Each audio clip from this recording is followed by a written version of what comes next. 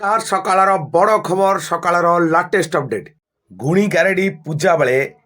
माटी तले पोटी हेई चलीगला घर मालिकों जीवन कौन प्रकृत रही घटना चलतु जाना विस्तृत सूचना घटना थिला कि केन्द्रापड़ा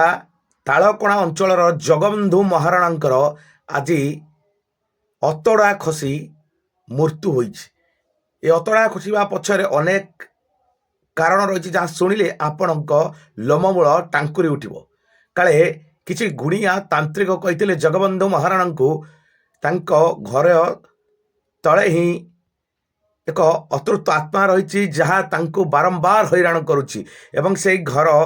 से माटी को खोली कंकाल काढ़ा कहते जगबंधु महाराणा बारंबार 10-12 दिन हेब खाली गात खोलबार लगी तांत्रिक कहवा अनुसार घरे अन्य कौन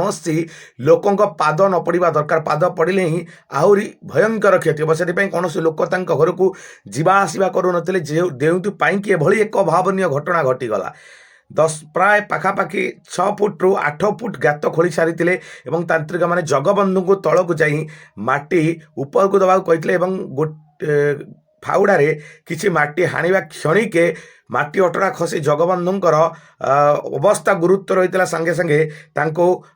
मेडिकल को भर्ती करा मेडिकल भर्ती करा जाइतला कि मेडिकल ही तांकर मृत्यु लेहा परे 2 जण तांत्रिक सेठू फेरार होगा बसैते